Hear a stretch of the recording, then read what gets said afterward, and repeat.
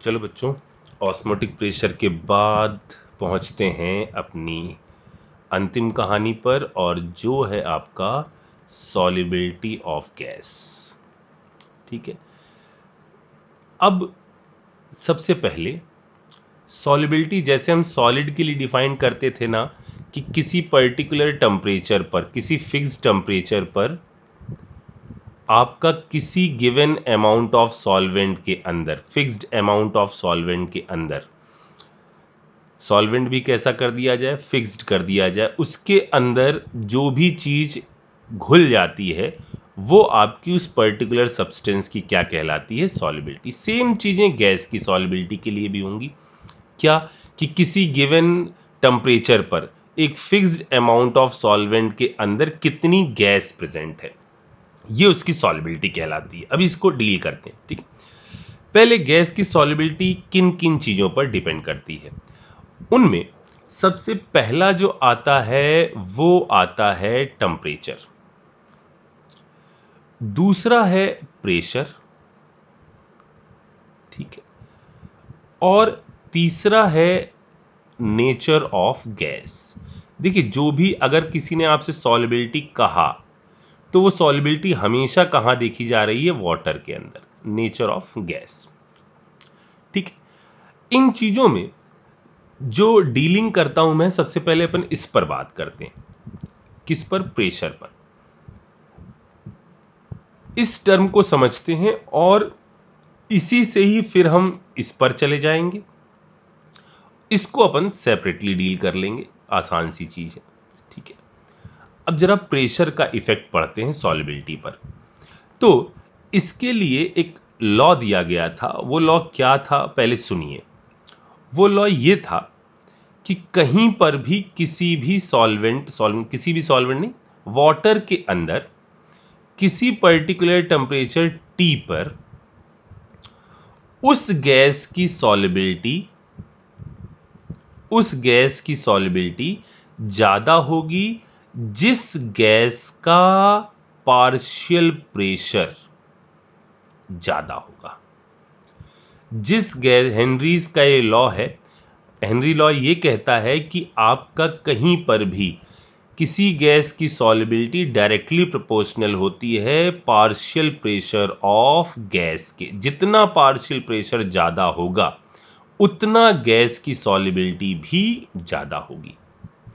ठीक है, जाहिर सी बात है, ये चूंकि बुकिश लैंग्वेज है, झिली नहीं होगी। ठीक है, अपन तो बात करते हैं अपने लेवल पर आकर। एक काम करते हैं, एक कंटेनर बनाते हैं और उसके अंदर सॉल्युबिलिटी का थोड़ा सा आइडिया लेते हैं। ठीक है, ये है अपर सरफेस, ये है आंख, है सर? हाँ, अब इसको कोई बड़ा करके नहीं दिखाएगा, ये लग रही है आंख। ठीक है, सरफेस ही देख रहा है वो। ये बाहर निकल आई आंख तो। ठीक है, यही है। अच्छा, अब यहां पर एक एक टर्म का मतलब समझते हैं। मान लो यहां हम इस गैस की सॉल्युबिलिटी के बारे में बात कर रहे हैं। ये जो गैस ग्रीन वाली है, इसकी सॉल्युबिलिटी के बारे में बात कर रहे हैं। ठीक है, इसके अंदर एटमॉस्फेयर है और ये जो हम पॉइंट दिखा रहे हैं इसको आप मोल मान सकते हो, कोई दिक्कत नहीं है। ठीक है, यहां पर और एक दूसरी गैस भी है। ठीक, हमको ये सर पार्टिकल फूटा हुआ है नहीं, वैसा ही है। हमको सॉल्युबिलिटी के बारे में बात करनी है किस चीज के टर्म में, ये जो ग्रीन वाली है इसके टर्म में। ठीक है, अच्छा, पार्शियल पूरा एटमॉस्फेयर जो लग रहा है वो 1 एटीएम का लग रहा है। ठीक, अच्छा, पार्शियल प्रेशर का मतलब हम लोग क्या विजुलाइज करते हैं। पार्शियल प्रेशर का मतलब ये है कि जैसे डाल्टन ने कहा था, डाल्टन साहब ने कहा था कि यदि यहां दो गैसेस हैं तो एक के पार्शियल प्रेशर का मतलब ये यहां पर कितना प्रेशर अप्लाई कर रही है, यही होता है। देखो, यहां हम पार्शियल प्रेशर की फीलिंग ऐसे लो आप, कि यदि इस ग्रीन वाली गैस का पार्शियल प्रेशर ज्यादा होगा तो ये इस सरफेस पर टकराएगी बहुत तेजी से। अगर इस ग्रीन वाली गैस का पार्शियल प्रेशर ज्यादा होगा तो ये इस सरफेस पर टकराएगी बहुत तेजी से। जितनी तेजी से ये टकराएगी उतना इस गैस के सॉल्युबल होने का नेचर ज्यादा होगा, उतना ये गैस ज्यादा सॉल्युबल होगी जितना तेजी से टकराएगी। ठीक है। अच्छा, अब एक बात और सुनो। एक बात ये सिंपल सी समझ में आ गई कि पार्शियल प्रेशर ऑफ गैस का मतलब क्या है, कि गैस कितनी तेजी से टकरा रही है। जितनी तेजी से ये गैस टकराएगी, ये क्या बता रहा हूं मैं, एरो नीचे जाने का मतलब टक्कर हो रही है सरफेस पर, जितनी तेजी से टकराएगी उतनी सॉल्युबिलिटी कैसी हो जाएगी, ज्यादा। एक बात पहले ये दिमाग में बैठा लो। अच्छा, अब ये गैस का पार्टिकल यहां गया, ठीक है, यहां ये घूमा घूमा घूमा घूमा और ये बाहर भाग गया। अगर तो इस गैस की काइनेटिक एनर्जी यहां देखिए, यहां जो है ना, ऐसा नहीं है कोई फेज ट्रांसफर हो रहा है। आपको पता है कि गैसेस जो हैं वो आपका सॉल्यूशन के अंदर घुली रहती हैं, ऐसा नहीं कि फेज ट्रांसफर हो गया, लिक्विड में कन्वर्ट हो गई। ये जो गैस यहां से टकराई है, ये आपका ऐसा भी हो सकता है कि टक्कर के बाद इसकी एनर्जी इतनी ज्यादा हो कि ये बाहर भाग जाए। ठीक है, यानी इस कंटेनर के अंदर, ये जो कंटेनर है, इस कंटेनर के अंदर एक तो प्रोसेस चल रही है क्या, इसके टकराने की, और एक प्रोसेस ये चल रही है कि हो सकता है इसकी काइनेटिक एनर्जी इतनी हो कि ये इस सरफेस से बाहर भाग जाए। ठीक है। अच्छा, इस सरफेस से बाहर भागना दो चीजों पर डिपेंड कर रहा है। एक तो इस गैस की काइनेटिक एनर्जी पर डिपेंड कर रहा है, और दूसरा इस लिक्विड के नेचर पर डिपेंड कर रहा है कि ये लिक्विड का चिपचिपापन कितना है, कि ये आपका इस पर्टिकुलर चीज को बाउंस बैक करना चाहता भी है कि नहीं करना चाहता। हो सकता है कि इस लिक्विड का चिपचिपापन इतना ज्यादा हो कि ये गैस का मॉलिक्यूल इसके अंदर फंस के रह जाए। ठीक है, तो ये जो इधर से इधर बाउंस बैक करने वाली चीज है, मतलब ये जो मैं रेड वाला दिखा रहा हूं, ये बाउंस बैक करने वाली जो चीज है वो डिपेंड करती है इस सॉल्वेंट पर, और उसको हम नाम दे रहे हैं KH। ठीक, तो दो टर्म मैंने डिफाइन करे। एक टर्म डिफाइन किया कितनी तेजी से टक्कर होगी उस पर, और दूसरा इस गैस के मॉलिक्यूल को बाउंस बैक करना, कि ये वापस इसको भेजना चाह रहा है या नहीं भेजना चाह रहा है। ठीक है। अच्छा, अब मुझे बताओ, अगर मैं यहां पर अब इस लॉ को लिखूं जो लॉ हेनरी साहब ने बताया था, वो लॉ था P by K H equal to x. जहां मैं पहले, एक मिनट, अभी आप बिल्कुल एक मिनट में समझ में आ जाएगा। यहां जो x है ना, वो क्या है, x ऑफ गैस, वो अमाउंट है, वो मोल फ्रैक्शन है गैस का, मोल fraction of gas in solvent. ठीक है। अब जरा मेरी बात सुनो, पहले इस लॉ को समझते हैं। देखिए, अगर आपने प्रेशर बढ़ाया, ये P क्या है, ये P है आपका यहां पर क्या, जो मैंने ऊपर बोला, क्या, पार्शियल प्रेशर ऑफ गैस। अगर आपने ये P बढ़ाया तो क्या होगा, गैस का मॉलिक्यूल सरफेस पर तेजी से टकराएगा, सॉल्युबिलिटी कैसी हो जाएगी, ज्यादा। ठीक है। दूसरा देखो, अगर इस सॉल्वेंट की प्रॉपर्टी, जिसको मैंने कहा कि इस पर्टिकुलर चीज गैस मॉलिक्यूल को बाउंस बैक करना, अगर इसको बाउंस बैक यानी वापस भेजने की प्रॉपर्टी ज्यादा हुई तो इसकी सॉल्युबिलिटी कैसी हो जाएगी, सॉल्यूशन के अंदर कम हो जाएगी। ठीक है। जितना इस पर्टिकुलर चीज का बाउंस बैक करने की पॉसिबिलिटी कम होती जाएगी, उतना गैस का मॉलिक्यूल इस पर्टिकुलर सॉल्यूशन में ज्यादा ट्रैप हो जाएगा। यही है आपका क्या, Henry's law. Partial pressure of gas is equal to KH multiply by X gas. ठीक, अब सुनते चलो। पहले मैंने मान लीजिए टेम्परेचर को इंक्रीज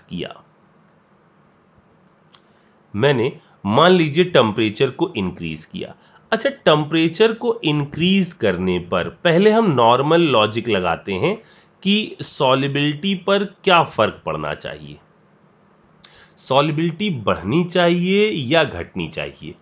इस पर पहले हम दिमाग लगाते हैं कि यदि हम टेम्परेचर बढ़ाएंगे तो सॉल्युबिलिटी पर क्या असर पड़ेगा, इसको सोचते हैं। देखिए, ऊपर कंटेनर को यदि आप देखो तो उस कंटेनर में दोनों साइड प्रोसेस चल रही हैं। इधर से इधर है क्या चीज, पार्शियल प्रेशर ऑफ गैस।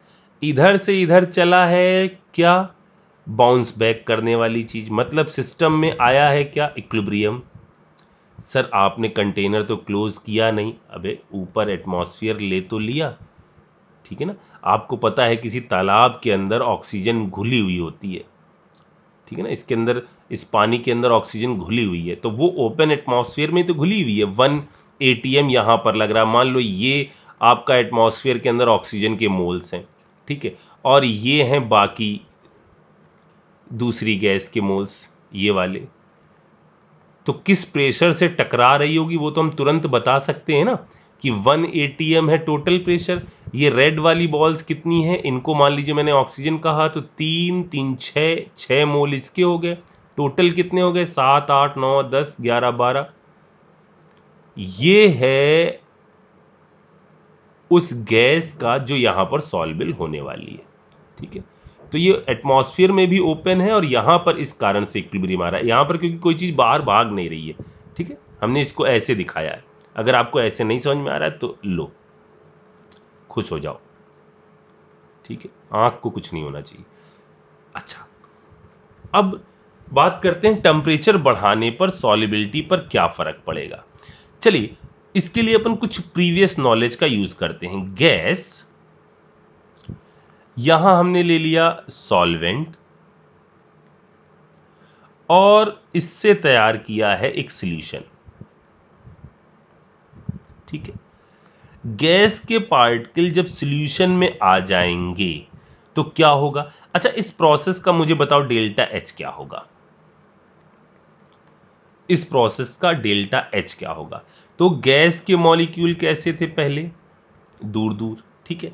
जब वो करीब आएंगे, जब वो आकर इसमें मिलेंगे तो सॉल्वेंट पार्टिकल के क्या होंगे, वो करीब आएंगे, ठीक है।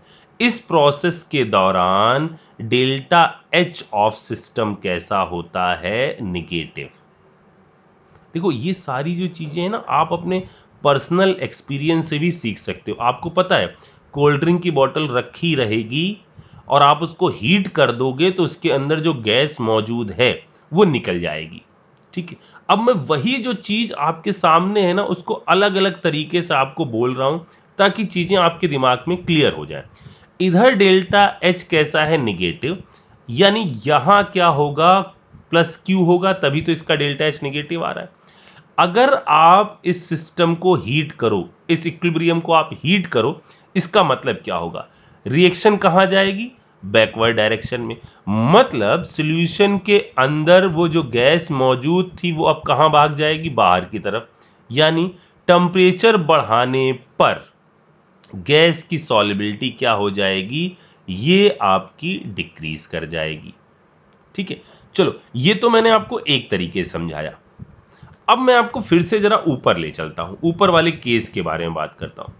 मुझे बताओ, यदि आप टेम्परेचर बढ़ा रहे हो, ठीक है, ये टक्कर हुई, ये टक्कर हुई। अब जरा बताना कि इस पर्टिकुलर लिक्विड के जो बाउंस बैक करने की कहानी है, अगर मैं इसको इसके टर्म में समझना चाहूं, ये तो एक क्राइटेरिया है, मैंने इसको ऐसे समझाया कि इस तरह से देखो। इसके अलावा भी यदि देखा जाए कि यदि हमने टेम्परेचर को इंक्रीज कर दिया तो टेम्परेचर इंक्रीज करने में ये जो बाउंस बैक वाली जो प्रॉपर्टी है, ये बाउंस बैक वाली प्रॉपर्टी बढ़नी चाहिए या घटनी चाहिए? अब देखो, टेम्परेचर बढ़ा दिया, ये आकर टकराया और काइनेटिक एनर्जी ज्यादा है, मतलब ये भागना चाहेगा। यानी ये पर्टिकुलर सॉल्यूशन की अगर मैं इस प्रॉपर्टी के बारे में बात कर रहा हूं तो टेम्परेचर बढ़ाने पर बाउंस बैक होने की जो प्रोसेस है वो आपकी बढ़ जाएगी।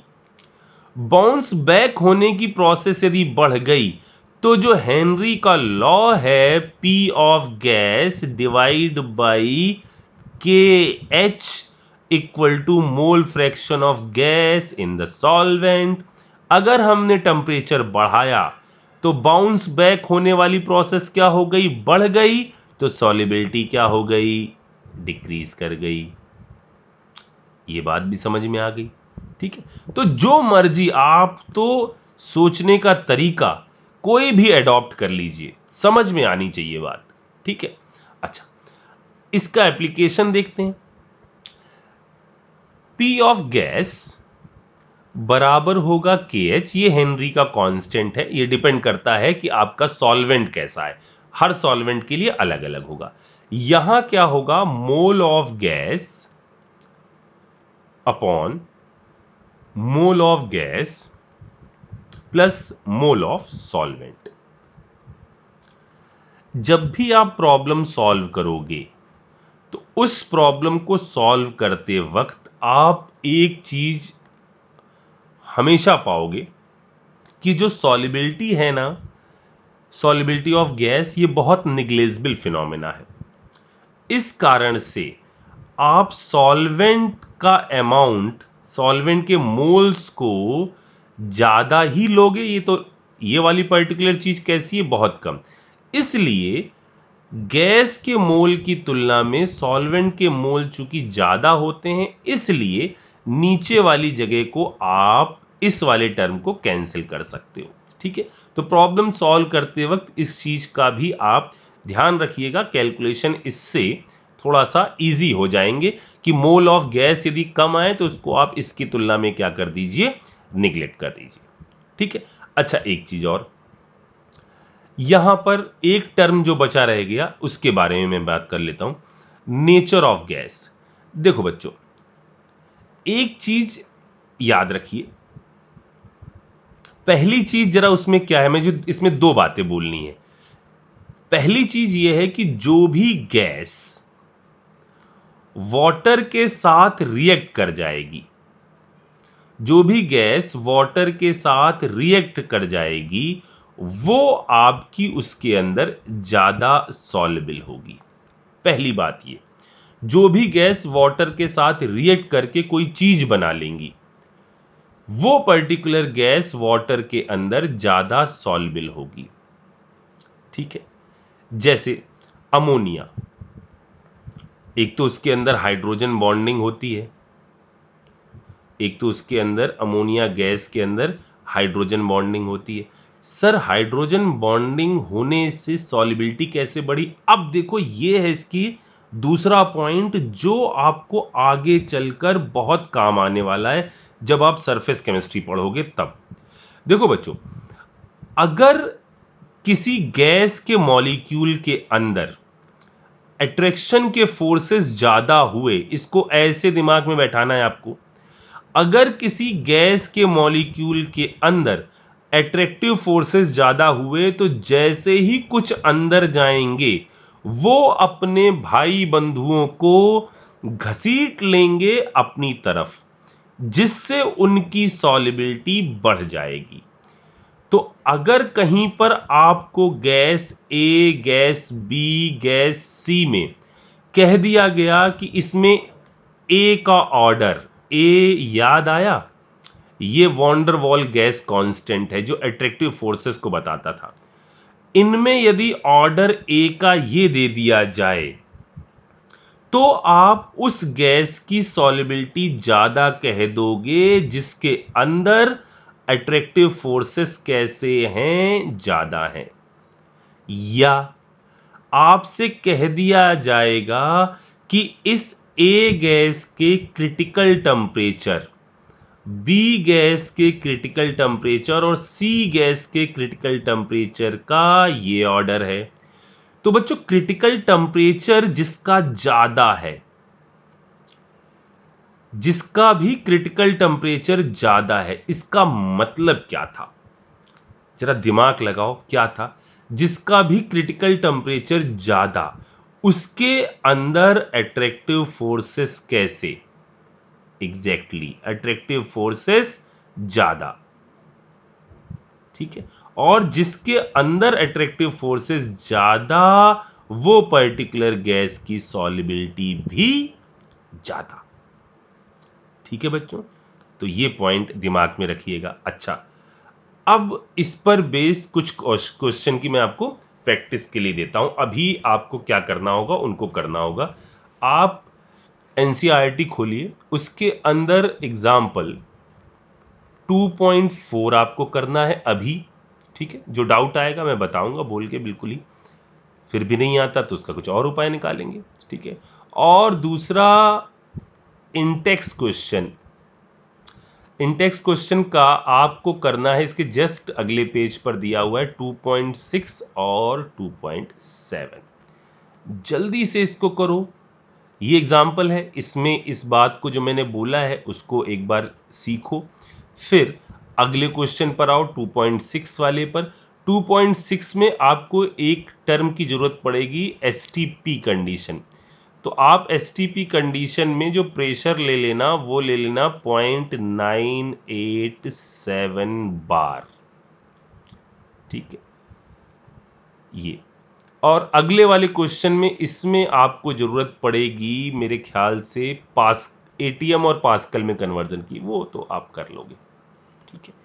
चलो मुझे जल्दी से इन दो क्वेश्चन के बारे में बताओ और इस कहानी को यहीं पर समाप्त करते हैं। आज ऑस्मोटिक प्रेशर की शीट मिल जाएगी आपको और फिर कहानी को आगे बढ़ाएंगे, ठीक है बच्चों। चलिए जल्दी से इसको करिए।